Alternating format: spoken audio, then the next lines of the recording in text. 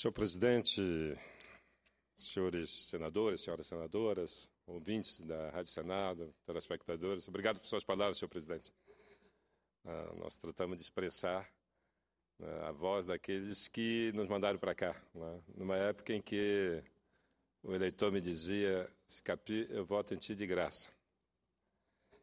Eu não sei se nós vamos poder reproduzir essa situação, não é? Um voto de corrente de opinião, um voto, não é aquele voto que as pessoas expressam no sentido de que a gente os represente aqui com dignidade e com respeito à vontade deles. Eu sei que Vossa Excelência faz o mesmo pelo povo de Roraima. Muito obrigado. Senador, Vossa Excelência é uma pessoa muito carismática, né? Tem uma humildade estampada no seu biotipo. Eu acho que os eleitores de Macapá, sem nenhuma dúvida, têm feito justiça. Muito obrigado. Eu tenho alguns temas que eu gostaria de falar hoje, nessa sexta-feira, sexta-feira depois de Carnaval.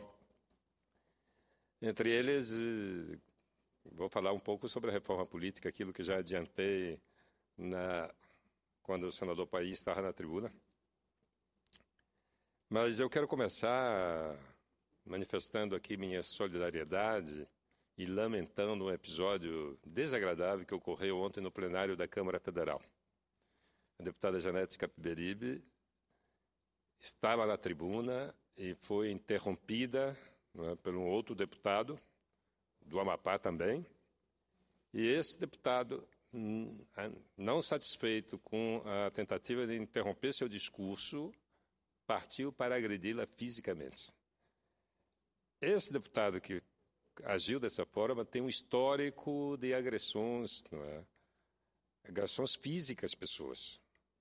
E isso me deixou preocupado.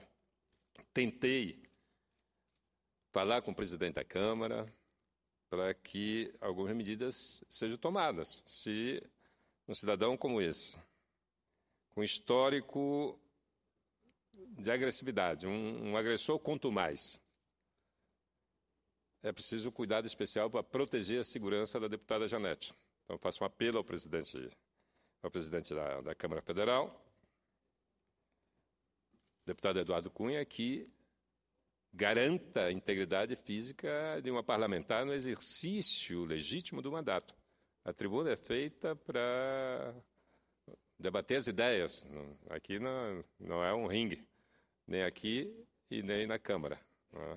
Nós aqui discordamos, quase sempre, uns dos outros, mas os debates são feitos por palavra, por diálogo, por discussão, e não por agressão. Portanto, é um episódio lamentável que precisa que o presidente da Câmara Federal tome medidas para que isso não volte a se repetir. Senador, quero me solidarizar com Vossa Excelência, então fala de Vossa Excelência, com a deputada Janete, e dizer mais. Essa atitude é muito peculiar do covarde. A valentia do homem ela é medida pela sua força, sua determinação, pela sua garra, pela sua atitude proativa no sentido de melhorar a qualidade da vida das pessoas. Essa questão de agressão pessoal é muito bom se for lá com o Anderson Silva, não vale tudo. Talvez lá esteja precisando dele. Mas lá ele não tem coragem, que o homem que normalmente levanta a mão para uma mulher ou tenta agredir é aquele caba frouxo que sabe que não vem a contrapartida. Agora, se ele enfrentar um homem, ele sabe que o que vai pode vir duas vezes. E, naturalmente, ele não faria essa cantada que ele fez de galo, de valente. Então, tem o nosso repúdio a essa atitude. Muito obrigado, senhor presidente. Ontem, senhor presidente, eu gostaria de compartilhar com quem nos acompanha aqui em plenário, pela TV e pelo rádio. O senador Cristóvão Buarque promoveu uma roda de conversas sobre a crise.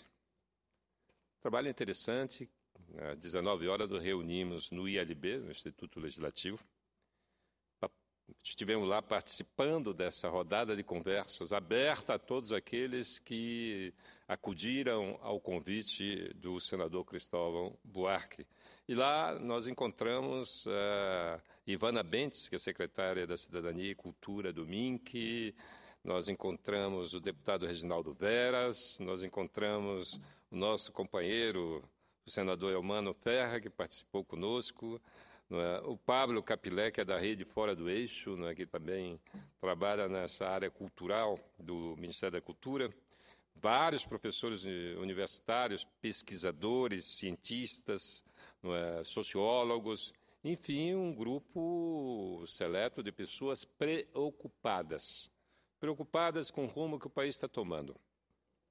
E ali, então, se fez um diagnóstico profundo, não é? Do porquê da crise e qual os caminhos a seguir para que a gente possa sair da crise fortalecido, não é? Pode ser que essa seja uma janela de oportunidade para o Brasil dar um salto democrático que a sociedade espera. E nessa roda de conversa teve um assunto que me deixou muito constrangido. E eu gostaria de compartilhar com todos aqui. Houve uma crítica generalizada, mas uma crítica que me pareceu consistente, não é? Em relação à atitude da mesa da Câmara Federal de aumentar as verbas do gabinete dos seus parlamentares e, mais do que isso, permitir que os cônjuges possam ter direito a passagens aéreas. Veja, esse assunto da passagem aérea me remete a 2009, senhor presidente. Naquela época houve, de fato, um grande escândalo envolvendo passagens aéreas na Câmara Federal, que culminou, inclusive, com a aprovação da Lei Complementar 131, a Lei da Transparência de minha autoria. Aquele episódio chamou a atenção do país e um grupo de parlamentares da Frente de Combate à Corrupção pensou todos os projetos que pudessem contribuir para o controle da corrupção. E lá estava o meu projeto, aprovado no Senado aqui em 2014, por unanimidade, e de 2004, perdão. De 2004 até 2009 estava parado lá na Câmara. Esse episódio das passagens aéreas terminou fazendo com que o projeto de lei da transparência dos gastos públicos, porque havia uma reclamação no país de que os entes públicos, as prefeituras, os governos estaduais, as câmaras legislativas, enfim, o Senado Federal, a Câmara Federal, eram caixas pretas nos gastos da contribuição do cidadão. Essa lei abriu. Né? Hoje, aqui no Senado, todos os gastos, né? Inclusive até os serviços prestados pelas agências de turismo que fornecem passagem para os senadores, está lá, até os centavos que eles nos cobram. Você pode acompanhar pela página dos senadores, pela página de transparência das verbas que os senadores utilizam, não é? Verbas públicas. Então, isso hoje se tornou claro. E foi a Lei Complementar 131 que abriu a vereda, né, que abriu o caminho para, mais tarde, o Congresso aprovar a Lei de Acesso à Informação, né, que contemplou tudo aquilo que já existia na Lei Complementar 131, na Lei da Transparência, e também facilitou o acesso à informação dos entes do Estado brasileiro. Então, essa decisão da mesa da Câmara Federal foi criticada unanimemente. Todos fizeram referências críticas duras, mostrando que na hora que o país mergulha numa profunda crise, em vários aspectos, se nós formos enumerar as crises aqui, são inúmeras, mas numa crise ética, não é? E numa crise de distanciamento democrático entre o parlamento e a sociedade. Ou seja, eles demonstraram ontem de que uma atitude como essa nos vira de costas para a sociedade. O senador Cristóvão está chegando no plenário. Foi um momento muito rico. E essa crítica, eu resolvi trazer hoje aqui, essa crítica dirigida à mesa diretora de uma outra casa, mas eu sou parlamentar, eu sou congressista, e eu me senti constrangido. não é? Atingido por aquelas críticas e não poderia ter outra reação que não fazer um apelo à mesa da Câmara Federal, ao presidente Eduardo Cunha, que volte atrás nessa decisão. Eu acho que é preciso, sim, que a gente ouça a voz rouca das ruas, não apenas ouça, mas respeite e encaminhe aquilo que é desejo da voz rouca das ruas.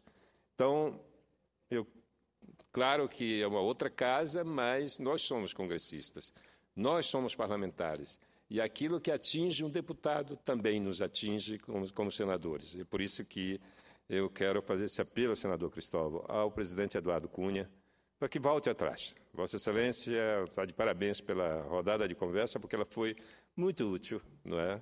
Nos enriqueceu, nos trouxe conhecimento e nos trouxe ânimos para continuar lutando. Ontem, também, nessa rodada de conversa, eu observei que há uma unanimidade sobre a necessidade da reforma política. Todos querem a reforma política. E eu lembrei-me também da coincidência de vontades e intenções com o Colégio de Líderes aqui dessa casa. Nós tivemos uma reunião na terça-feira do Colégio de Líderes e todos os líderes são unânimes em dizer que é fundamental, que querem a reforma política. O problema está por onde começar, como vamos dar o primeiro passo da reforma política. E, nesse sentido, eu fui olhar a emenda constitucional 16, que acrescentou o artigo 5º, um artigo simples, que diz o seguinte: o presidente da República, os governadores de Estado e do Distrito Federal, os prefeitos a quem os houver sucedido ou substituído no curso dos mandatos poderão ser reeleitos por um único período subsequente. Essa emenda foi promulgada em 4 de junho de 1997, que estabeleceu a reeleição no país. Eu estava pensando em elaborar uma proposta de emenda constitucional para revogar esse item aqui, voltar a antes do dia 6 de junho de 1997. Mas ela já existe tramitando na casa, o que é muito melhor. Há uma emenda da senadora Lídice da Mata, a emenda 32, de 2014, que propõe exatamente isso. Propõe acabar com a reeleição sem nenhum outro tipo de discussão. Por quê? Porque é o primeiro passo. Se nós tomarmos a decisão, isso nós podemos fazer aqui em uma semana, quando há unanimidade, quando há vontade, um projeto aqui pode tramitar muito rapidinho. E também pode tramitar na Câmara. Na hora que nós tomarmos essa decisão, esse é o primeiro passo, o fim da reeleição. Aí, então, nós seremos obrigados a desdobrar, a transformar essa lei em outros passos para poder fazer, de fato, uma regra política que atenda, satisfaça e corresponda ao desejo da sociedade. Nós reunimos também, senhor presidente, senador Cristóvão, Vossa Excelência, que nos proporcionou aquele encontro de ontem, concedo-lhe uma parte. Senador Capivari, fico contente que o senhor tenha trazido o assunto, porque, de fato, foi um belo momento. Eu apenas tomei a iniciativa, mas o momento foi feito pelos que estavam ali presentes. 60, 70 pessoas, muitas em pé, com muita vontade de falar. Mas o que é importante, eu estava ouvindo o seu discurso, é como ficou clara ali a manifestação contra políticos em geral. Eu, às vezes, olhava até para nós três que estávamos ali, o senador Elmano, o senhor e eu dizia, será que esse pessoal sabe que nós somos políticos? Esqueceram que nós somos políticos, presidente Telmário, ou estão nos metendo no meio de todos eles? E olha que muitos ali são amigos, conhecidos, eleitores.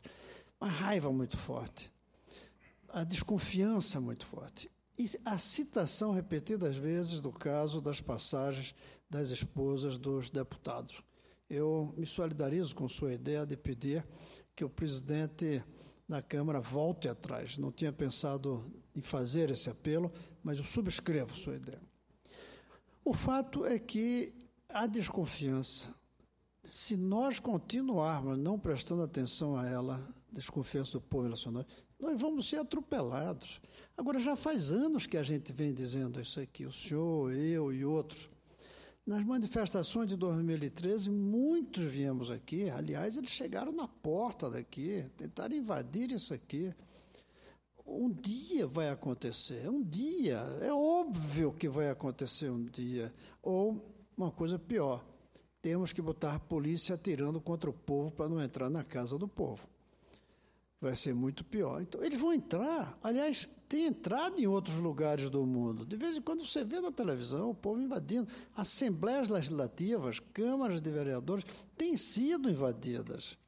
E a gente não desperta, não presta atenção, não reorienta o nosso rumo, não faz aquilo que o povo está falando.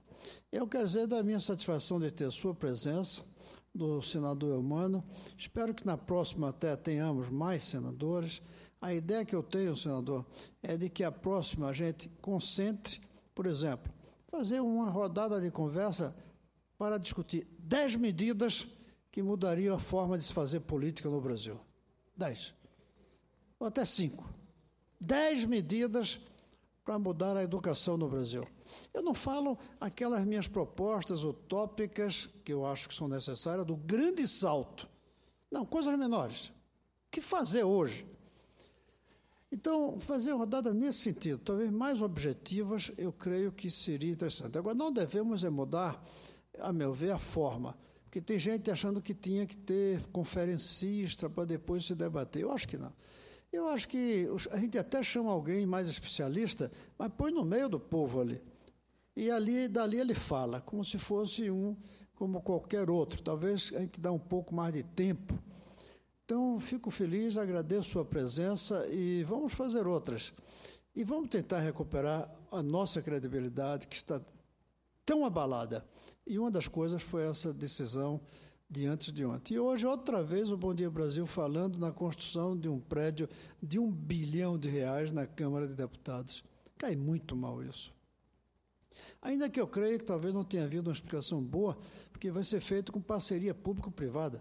De repente, um setor privado constrói aquilo gratuitamente, oferece ao Congresso com o direito de poder explorar um shopping center que haveria dentro. Mas, de qualquer maneira, isso não é hora de estar se pensando em aumentar nossas instalações, de aumentar nossos gastos. Nós deveríamos, sim, era fazer um esforço de reduzir gastos aqui dentro e cobrar da Justiça que também faça um esforço de redução de gastos, porque a Justiça também tem gastos compatíveis do ponto de vista do tamanho com o Congresso. Esse apelo que o senhor fez ao presidente da Câmara de uma maneira bem específica para voltar atrás numa decisão, eu acho que a gente deveria fazer ao Poder Judiciário, ao Poder Legislativo, para que juntos nos debrucemos para que a redução de gastos que o governo realmente vai precisar ter, que ela venha não só da educação, da saúde, dos gastos do Executivo, que demos também a nossa contribuição. Então, era isso que eu queria dizer, e muito obrigado pela sua presença ontem, e foi um grande parceiro, e vamos continuar fazendo esses debates. Foi uma honra participar daquele encontro ontem. Fiquei muito satisfeito mesmo. E de sentir que há um desejo profundo de mudança, e nós aqui temos que corresponder a esse desejo profundo, a esse desejo de mudança, até para a gente recuperar a nossa imagem, não é? Eu, senador Cristóvão, não uso o broche de senador. Ainda eu estou com dificuldade de usar, né, por causa exatamente da desqualificação. Agora, a desqualificação da política, ela é estratégica. É para nos nivelar todos na vala comum, para que não haja salvação. Ora, quando não há salvação na política e na democracia, é ditadura. E isso é absolutamente inaceitável, porque nós conhecemos a experiência de ditadura. Nós não aceitamos de maneira nenhuma. Nós estamos completando 30 anos de democracia no país, não é? E a democracia, senador Paim, graças à democracia, que hoje nós temos investigações mais sérias, não é? Investigações capazes de colocar na cadeia os homens mais ricos do país. É um fato histórico. Isso eu senti naquela roda de debate. O reconhecimento à democracia pelo fato de nos permitir um judiciário mais independente, mas muito gastador, é verdade, senador Cristóvão. O judiciário tem esse pecado, não é, de um certo exagero nos seus gastos, não é? E que precisa dar exemplo, não é? Mas a condução dessa investigação da Operação Lava Jato, ela é exemplar. Ela é exemplar para o país, ela precisa ser inteiramente apoiada por nós, inteiramente apoiada pelos meios de comunicação, pela imprensa e pela sociedade brasileira.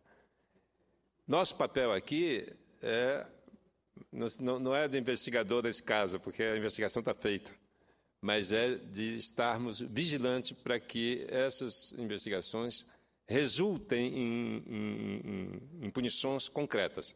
Seria impensável, e atribuo isso à democracia, não é? Do mesmo jeito que a democracia de 1980 para cá, meados dos anos 80 para cá, conseguiu reduzir drasticamente a mortalidade infantil. Esse é um feito da democracia. Nós tínhamos, em 1980, 83 crianças que morriam por cada 1.000 nascidas. Hoje nós estamos em 15. Então, esse é um feito.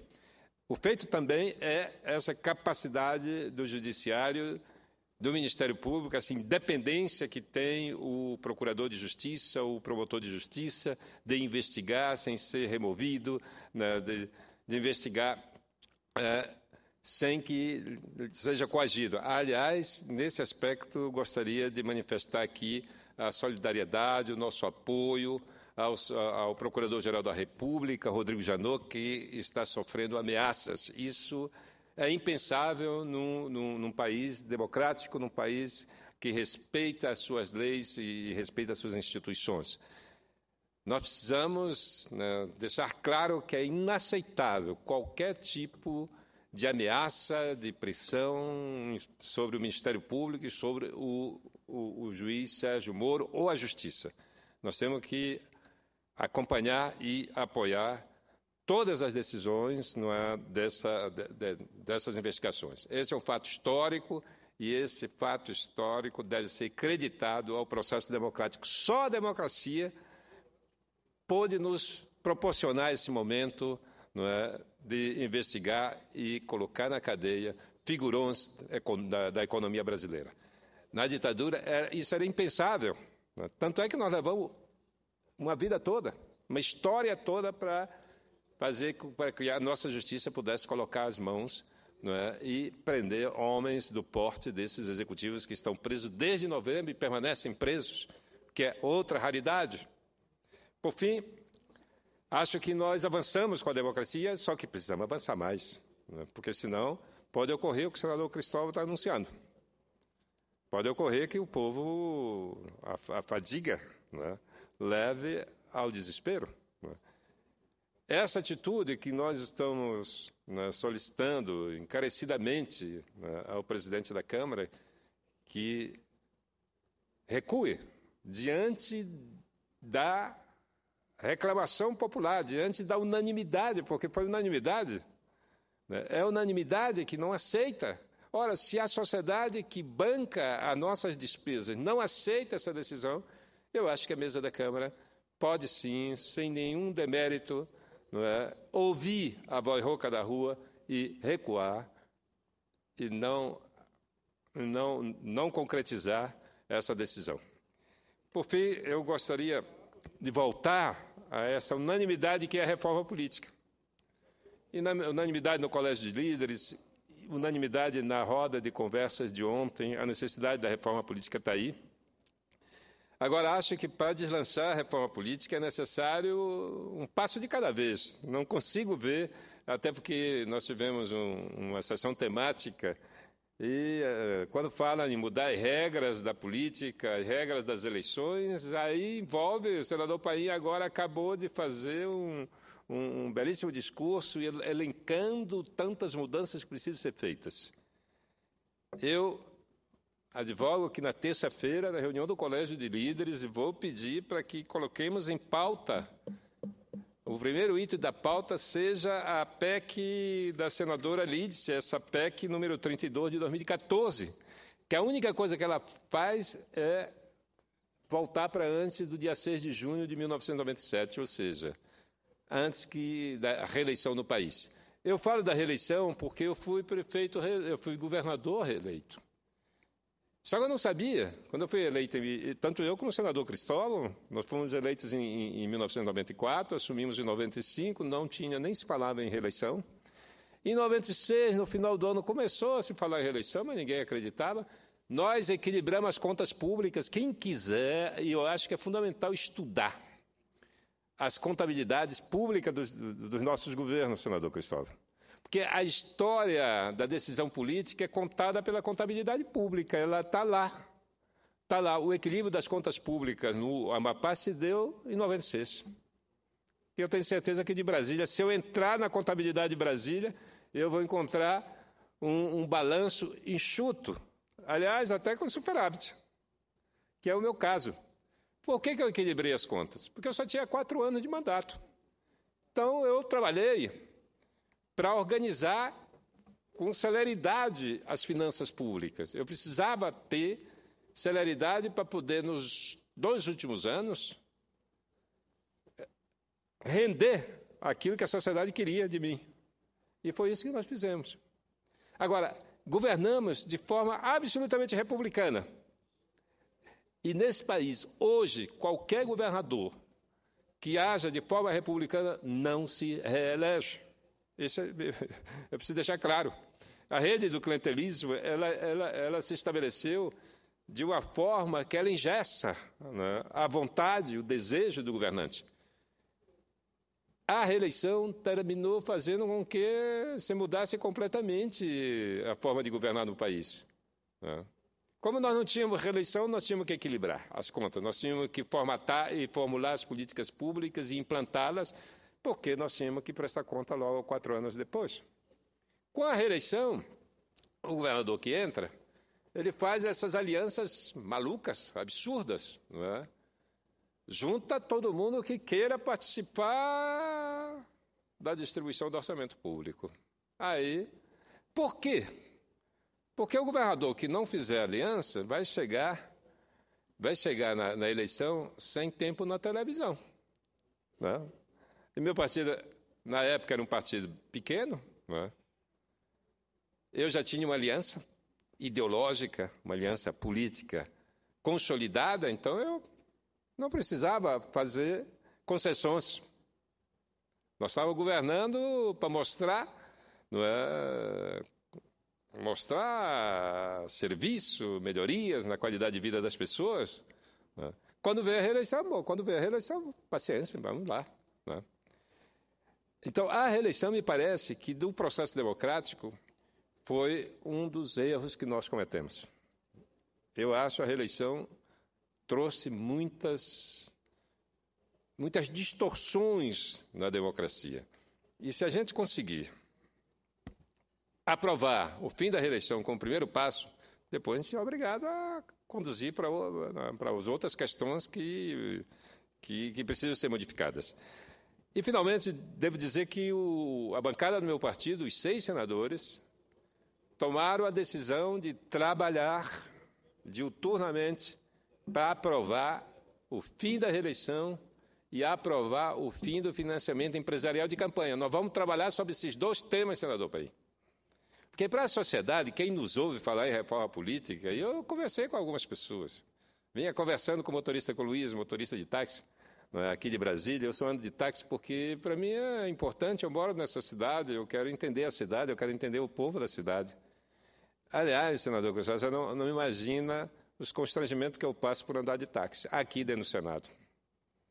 Às vezes o táxi chega para me pegar, aí a polícia do Senado deixa ele lá fora, não deixa entrar. Eu explico, olha, o táxi é o meu carro preto. Deixa ele entrar.